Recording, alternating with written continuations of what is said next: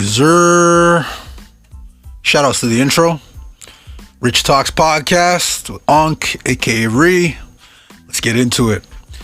Yo, to start things off today, I kind of wanted to touch a little bit on Usher's Super Bowl performance. Yo, man, like, that boy Usher, he still got it, man. Like, all those hits just took me back. Like, not gonna lie, I was a little... I was singing right along to all of his songs, too. Like, but, Can we talk about the utterly disrespectful behavior from Usher to Swizz Beatz' wife, Alicia Keys? What the fuck was that? Sir, she's a married woman.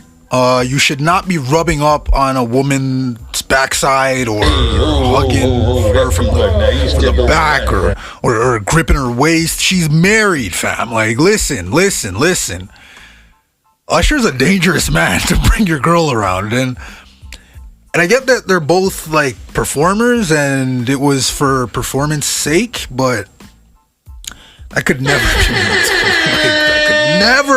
not a wife, man, not a wife. That's an entirely different ball game. Like, when people get married, especially as a man, it means you chose that woman.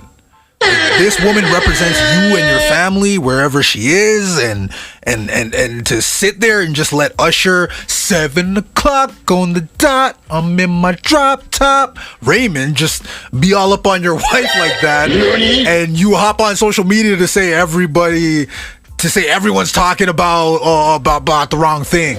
What? Excuse me, Swizz? Pardon? What are you talking about, man?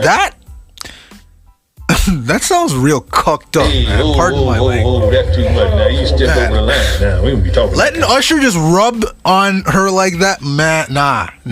That ain't your wife. That's our wife. You know what I'm saying? Like, it's too much, man. It's too much.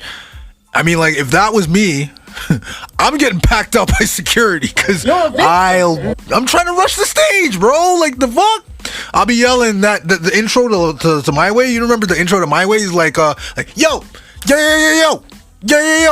Like, you know, you're gonna need to satisfy these hands, brother. Like, come on, man. Like, I'm playing. But like, what do y'all think? Because thinking about it more, you know, they wouldn't have just performed that without like some kind of rehearsal, right? Like, meaning Ursh bin touching up your wife. You're a victim. Man, nah.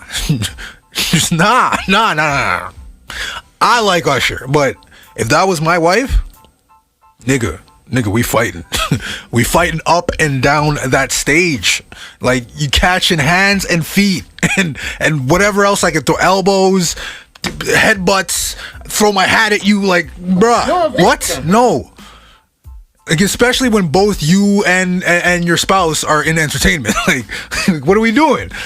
Obviously, you guys, like, what you do behind closed doors will, like, never be affected by the mulings and of the masses and stuff. But what does it profit a man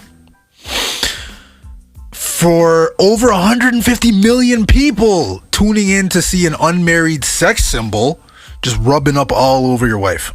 You're a victim. What would you do if all of a sudden, whenever y'all are out and about, someone thinks maybe a funny joke to disrespect you and just walk up to your face and walk up to you and be like, yo, Swizz, can I get a turn with your? Oh, I'm sorry. Can I get a turn with our wife, Alicia? Because she's everybody's wife, right? Oh my God, nah, man, nah. Just, that is wild, man. Having the kids be asking, "Mommy, is Usher our new daddy?" Like no, man. Like, this is crazy.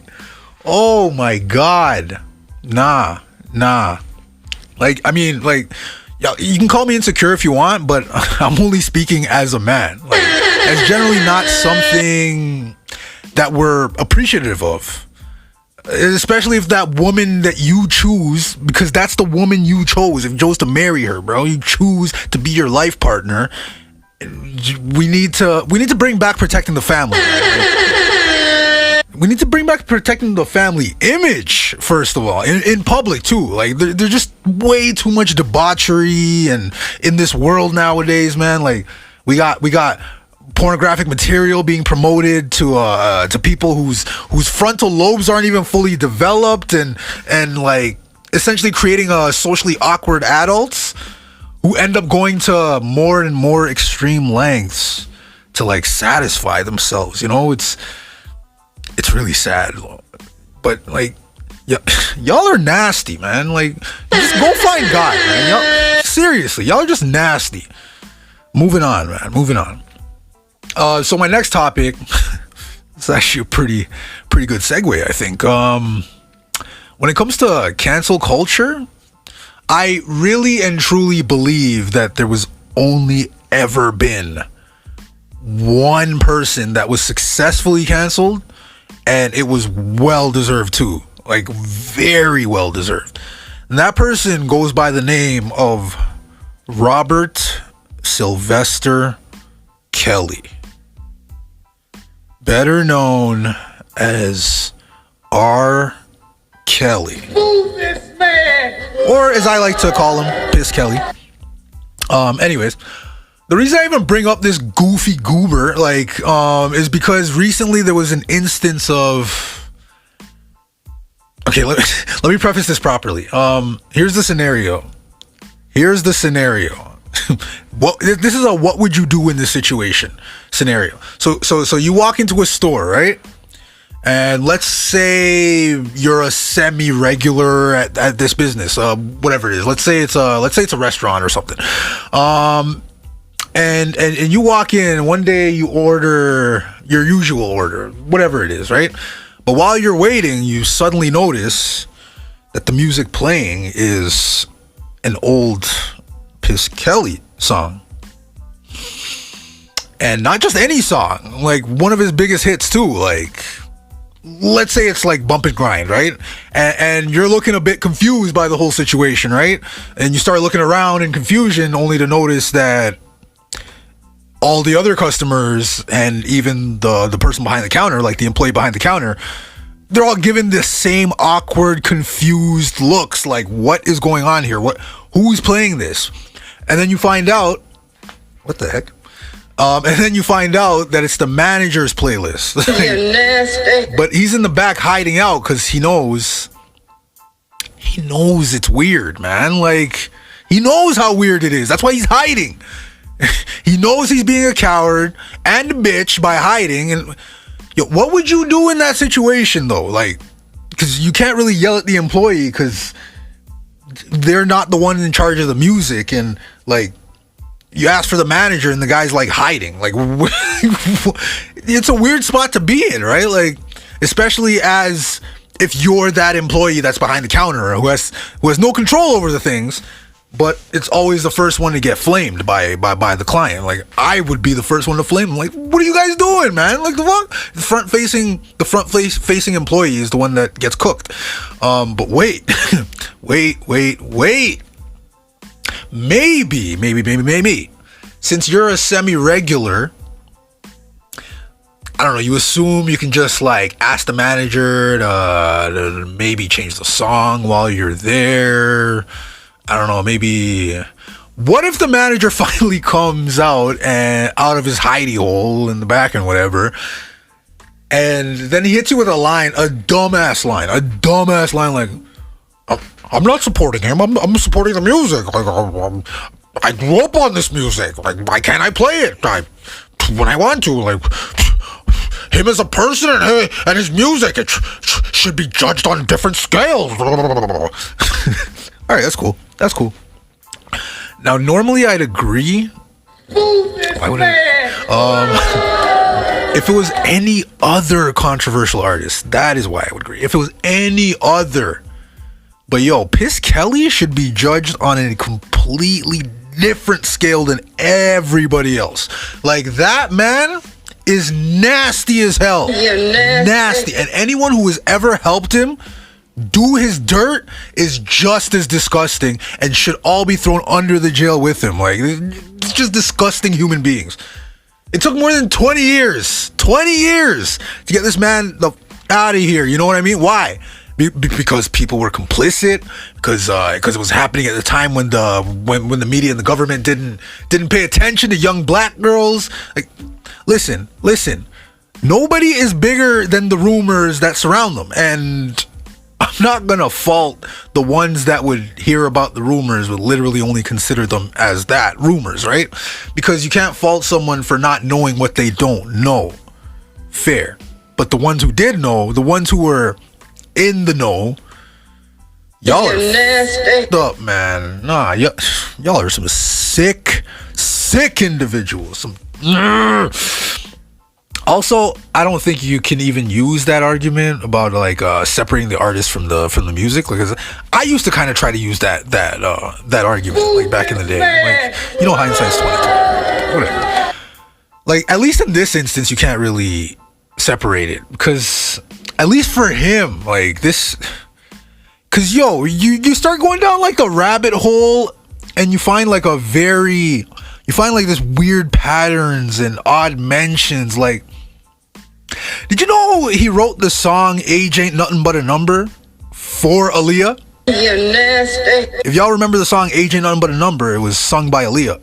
It was written by Piss Kelly. Move this man. I'll touch on why that's important a little bit later, but just that title alone, bro. Like, hold on. You wrote a song called "Age Ain't Nothing But a Number" for a minor to sing?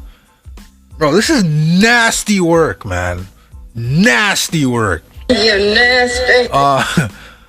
And I kind of wanted to do like a little bit of a deep dive on the timeline of some of the key events of the nasty behavior, like to when he was like finally put on trial and like rightfully jailed. So it's time to kind of delve into a timeline of the real Piss Kelly. This is gonna be a nasty timeline. Just giving you a heads up now, man. So to start us off, November 1993, we have a 26-year-old R. Kelly, right? Who drops his debut album. It's called 12 Play. Damn, yo, that album was literally like when Bump and Grind came out. You nasty. And that kind of sucks, man, because you can't even shout out the songs that were like integral to some of our childhoods. Kind of sucks. Like, it's I'm not gonna say it's sad, because fuck that guy, but honestly it's all just tainted. Like, so tainted. And then you start trying to like kind of dissect everything in relation to it. Like what did he mean by 12 play? You know? Like, was he telling us something back then? Like, You nasty. I gotta stop. All right. Moving on. Fast forward to August 31st, 1994. This fucking predator at the age of 27. Okay, here we go. At the age of 27, he married an at the time 15-year-old Aaliyah in a secret ceremony. Not only was this illegal, but the marriage license even stated that she was 18. That she was 18 years old. In addition to that, it wasn't until like February of 95, so like 6 months later, that Aaliyah's parents got the whole thing annulled. And like, but her parents I don't think her parents were stand-up human beings either, because like allegedly Aaliyah's father was so angered by the situation that the family agreed to sign an NDA and not press charges if Piss Kelly agreed to sell them the rights to his first 3 albums. What the fuck was that? You nasty. This for your daughter. This predator married your daughter and tried to, illegally married your daughter, and you were so mad that you thought signing an NDA makes sense? Father of the Year, clap it up for him. Oh my God. What the fuck was that? Man, This is nasty work, man.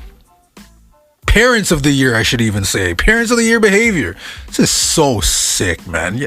Y'all sold your daughter's innocence for money. You're nasty. Yo, it's a sick world, man. And these people are nasty as hell. Like, y'all are so nasty. We really walk around believing that we're better now in modern society than we were back in the days of open slavery. But if you really think about it, like, well, it's gonna sound wild as hell, but it feels like slavery never actually went away. It just like went underground and it got itself a rebrand, like human trafficking. Oh, that sounds way better than slavery, right, guys? Yeah, let's name it that. Yeah, that's a good name for it. Humans are fucking sick, man. Like, y'all are so nasty. You're nasty. What do y'all think, though? Like, do you agree that human trafficking is just like a rebranded modern day version of slavery? Like, I remember on a recent episode of the Joe Rogan podcast, he had Dr. Phil on there, and they were discussing the issues at the border, and man, it's crazy. It's crazy to listen to, bro. Like, basically, Dr. Phil was. Everyone should check out the Joe Rogan podcast with Dr. Phil on it, the recent episode. But they were basically saying, like, Dr. Phil was interviewing some of these guys, and they were basically admitting that they are spending tax dollars to sell children to traffickers at the U.S.-Mexico border. What? Is that not slavery? Shit, this is crazy, man. Then you start wondering, like, where else are they doing this? Like, is it only at the U.S.-Mexico border? Like, because human trafficking it's a global thing, man. Just like chattel slavery was. Black History Month, though, right? But I digress. Like, you know, let me know what y'all think about it, because this world is crazy, man. Yo, let's get back to this timeline, because it's about to get filthier. So 96 was actually a pretty dope year if you were a kid back then. Because, like, that was the year that Space Jam came out, and, like, yo, shout outs to Mike and his secret stuff, man. But 96 was also the year when I Believe I Can Fly came out in the Space Jam soundtrack. Yo, it's really, really unfortunate that song holds so many memories for me growing up. Like, it probably holds memories for a lot of us growing up around that time. Like, yo, I still vividly remember randomly, like, having, like, this song playing while, you know, just standing in the rain with a Walkman, like I was some kind of main character. Like, I really believed I could fly at some point. Stop the cat. Anyways, like, such naivete. Fucking kids. I mean, nowadays it feels like people just have main character syndrome, as if everyone else is just an NPC, a non-playable character designed to cater to the main character's needs at all times. Utter ridiculousness. In the same year that Space Jam soundtrack dropped, though, what was it? Piss Kelly just conveniently married a 22-year-old dancer from his touring company named Andrea Lee, and they'd eventually go on to have 3 children together. And peace to them, though, like, peace to the kids, because they didn't choose to be the seeds of this piece of shit human. Like, straight up. Like, now, just a month after Space Jam dropped in theaters, a high school student and aspiring singer, of course, by the name of Tiffany Hawkins, sued Piss Kelly for $10 million, alleging that this nasty fuck started having sex with her in 1991 when she was only 15 years old, and he was 24. Nasty fuck. You're nasty. Yo, 2 years later, in 98, the lawsuit reaches a settlement for $250,000. and Piss Kelly denied all wrongdoing. Bruh, yo, she sued him for $10 million and only got $250K. Yo, those lawyer fees must have been hitting hard. Like, see, that's the part of the reason why like predators like this guy, like this sick fuck, get away with stuff like this for so long, because like they have long money and it can stretch out the litigation process until their accusers just run out of money and choose to settle for pennies compared to what they could have won. Like, yo, this case actually proceeded back in 96. This guy probably would have been cooked like burnt rice, bro. Just cooked. And to add insult to injury, like literally a month after the case was settled, like this nasty goof won 3, not 1, not 2, but 3 Grammy Awards for I Believe I Can Fly. Yo, honestly, what really grinds my gears about that is the fact that the song is so damn good, man. Yo, why couldn't it have been made by somebody else? Like, yo, maybe someone just needs to like kind of remake the songs so like the original kind of like just fades into history. I don't know. I know that ain't happening, but like, I don't know. Maybe one day. Give it another 20 years, maybe. Damn, that sucks. Moving forward in the timeline to December 1st, 2000. And the Chicago Sun-Times newspaper dropped a report about PK. You know what? I'm just gonna start calling him PK instead of Piss Kelly. Just makes things easier. Yeah, maybe both. Like, I'm gonna rotate. Like, it's whatever. Using his position of fame and influence as a pop superstar, to meet girls as young as 15 years old and have sex with them. You're nasty.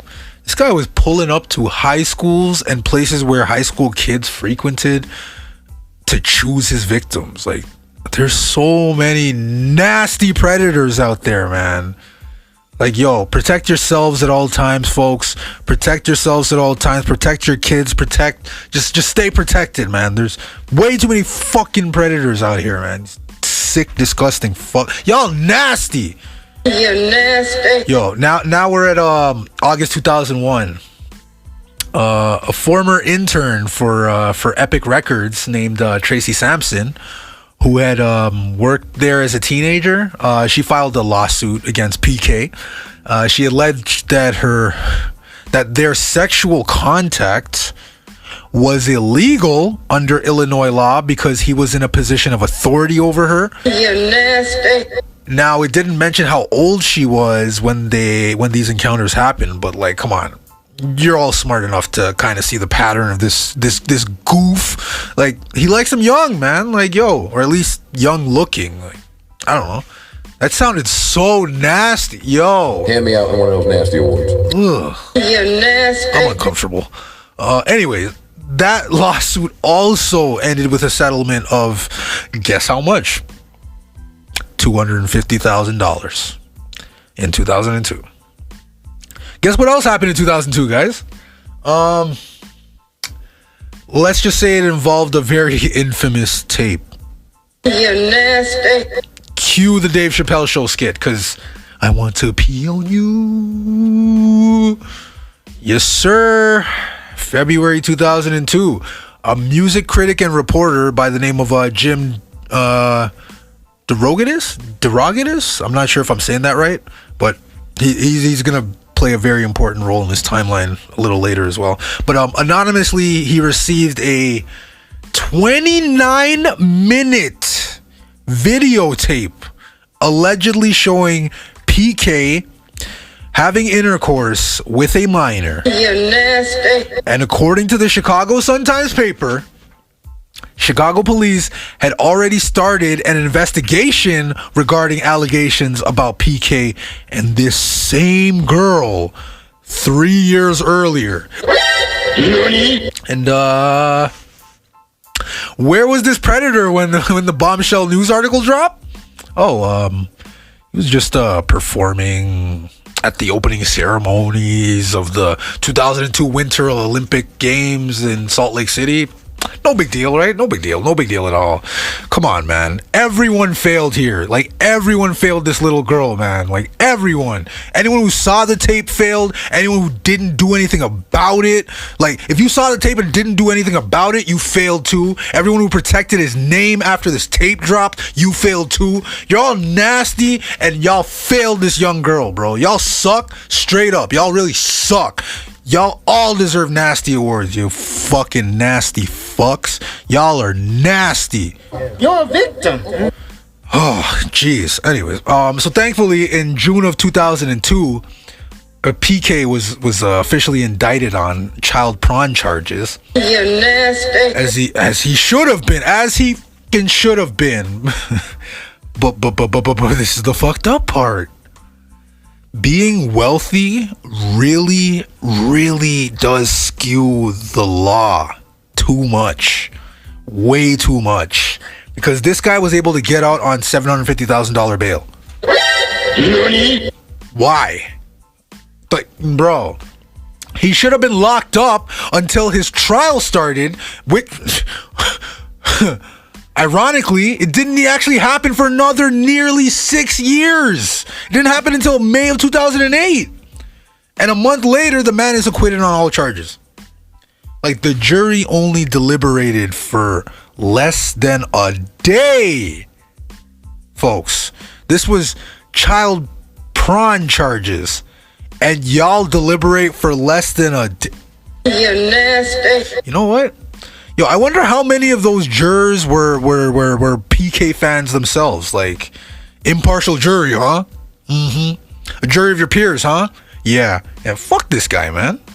Fuck the jury too, man. All y'all are nasty. The jury for letting this guy out is nasty too. Like, you're all nasty. Throw them all in the bin, man.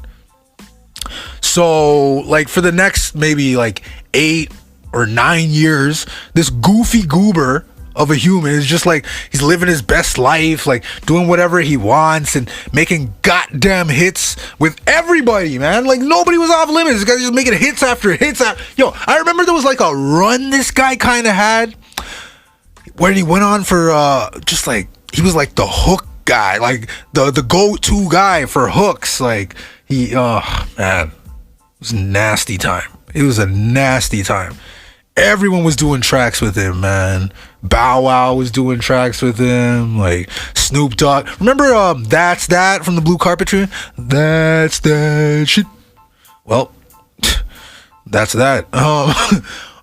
And what else? He had a track with Rick Ross on the track Speed. I'm speeding. Wait, why am I singing? You see what I mean about how catchy this guy?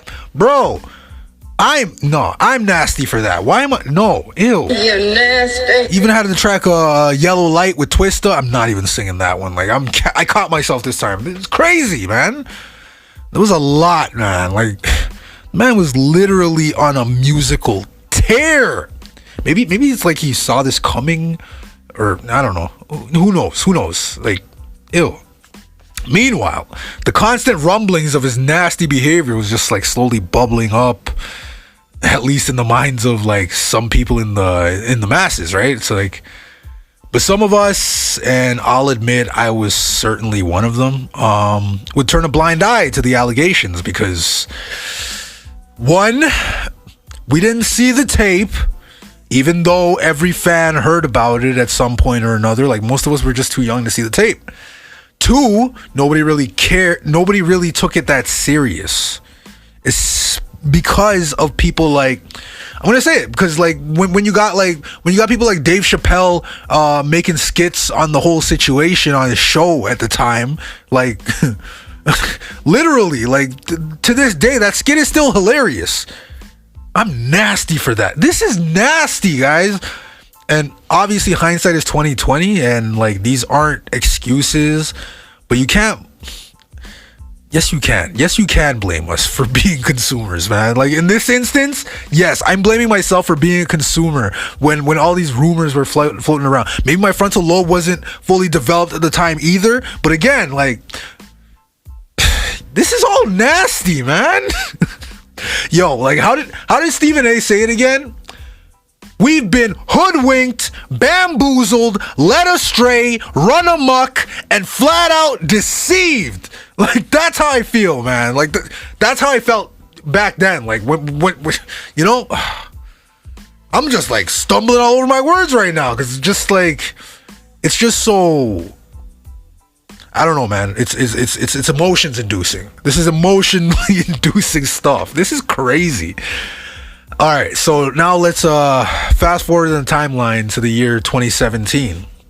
In this timeline of wildness, I can remember that reporter that I mentioned earlier, Jim Derogatis or whatever. He actually published a wild expose for BuzzFeed News. It was called "Inside the Pied Piper of R&B's Cult." Yeah. Gross. In that article, it detailed claims by concerned parents who said PK brainwashed their daughters and kept them in an abusive cult. First of all, more candidates for Parents of the Year. Like, You're nasty. why? Yo, nah, man. Y'all are all Parents of the Year. Like, all you parents that allowed your daughters to be around this, man, you're all Parents of the Year. Straight up. Money talks though, right? Money talks, right? Nasty work. Y'all are so nasty. Ugh. You know what's even nastier though? The mere fact that this goober literally referred to himself as the Pied Piper of R&B. Like, yo, do y'all know the story of the Pied Piper of Hamelin? It's an interesting story, but like, so essentially the Piper was it's a children's folk tale, right? One of the grim fairy tales. Yeah, so essentially the Piper was hired by the town of Hamelin to rid them of their plague of rats, right? Yeah. So using his magical flute and playing a hypnotic tune, the rats end up following the Piper and his magic flute out of town to their eventual doom, right? I guess he basically led them out of the town. I guess some stories say they went to like the top of a mountain, and he just like led them off the mountaintop. So all the rats were basically they were no longer the town's issue, right? Anyway, so here's where it actually takes a bit of a dark turn. The townspeople of Hamelin refuse to pay the Piper for his work. So in retaliation, the Piper uses his same magical flute to lure all of the children. Yup. To lure the children of the town. Yup. They all became super entranced by his tune that he played, they've all followed him out of the town. Never to be seen again. Never to be seen or heard from again, I should say. Very grim story, isn't it? Yup. And this man called himself the Pied Piper. Yup. Fucked up. That is nasty work. You're nasty. Don't you just wish it was a fairy tale though?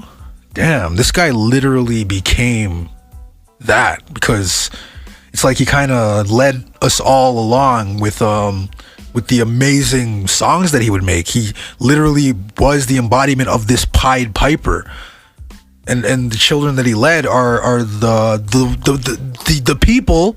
Like mentally, I'd say mentally, we were all children for being fans of this guy. After hearing all this, yo, this is nasty, man. Y'all are nasty, yo. Yo, the man openly embraced calling himself the Pied Piper, and nobody thought this was weird. Like, nobody. Yo, we're all nasty, bro. We're all freaking nasty. Anyway, after the BuzzFeed News article came out, like, people on social media started trending the topic of hashtag mute R. Kelly. basically trying to get people to like boycott his music and like his entire catalog, right? Which is a good thing. The campaign actually went on for so long. It shouldn't have gone on for this long before action was taken. That in May of 2018, Spotify opted to like remove all of R. Kelly's music from their platform. And a little after Spotify did it, it's like one of those, oh, let's follow the lead. Somebody else has to do it first before we'll do it, because nobody wants to take that leap of faith. Apple Music and Pandora decided to follow suit after, and also remove his, or not promote his music on their streaming platforms. And yo, that same month, this sick fuck was hit with another lawsuit by a 20-year-old named Faith Rogers, who accused PK of sexual battery, mental and verbal abuse, and here's the kicker, knowingly giving her herpes. You're a victim. Here we go, sis. I think this is when the spiraling really begins, because yeesh, this is gross. January 2019, Lifetime Network dropped the now infamous Surviving R. Kelly documentary series that chronicled the allegations against him and featured a whole list of damning interviews from several of his accusers. And yo, thanks to this documentary, this sick fuck behavior was brought back into the national media spotlight, thankfully. And a month later, thanks to the amazing work done by the Surviving R. Kelly documentary team, this man was arrested and charged with 10 counts of aggravated sexual abuse, although he was immediately granted bail. Again, man, fuck the justice system sometimes, man. Like, this is nasty behavior. Anyway, so like a week or two after he gets out on bail, this goofy decides it's a good idea to get on a CBS News interview with Gayle King, thinking anyone would believe him because he fake cried on camera. Like, man, if you don't get that bullshit out of here, like, I didn't do this stuff.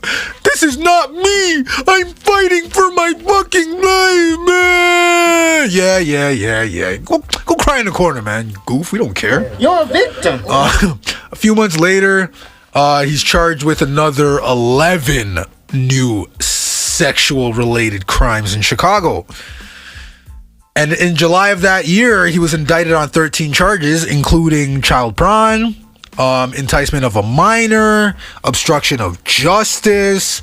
Now, when I was reading the enticement of a minor, that kind of had me thinking, like, that must have been like all those times he was kind of like hanging around high schools and like high school hangouts, like probably offering the kids money to hang out with him. Or this is sick behavior, man.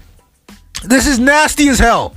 Like, and on that same day, in a separate indictment, this is crazy. It's crazy how karma works, right? He was charged with 1 count of racketeering and 8 counts of violating the Mann Act, which is a law that bars transporting anyone across the state lines for prostitution. Basically an anti-human trafficking law. Like, this man is a freaking human trafficker, man. Y'all see the nastiness? Like, come on, man. Yo, like, his music should just be scrubbed from all memories, and he should never see the light of day again. Like, this guy is sick. This guy is not a good human being. This guy is just nasty. And anyone that tries to defend him is just as nasty. Like, y'all are nasty. Yo, I feel gross. Like, this guy's top 10, maybe top 5 for worst human beings in modern history for me. Like, at least in my lifetime, I'd say. But yeah, that's it. That's it for now, man. I'm gonna go take 3 showers because I feel disgusting talking about this man. Like, this is nasty. But yeah, man. Salute to the outro. Peace.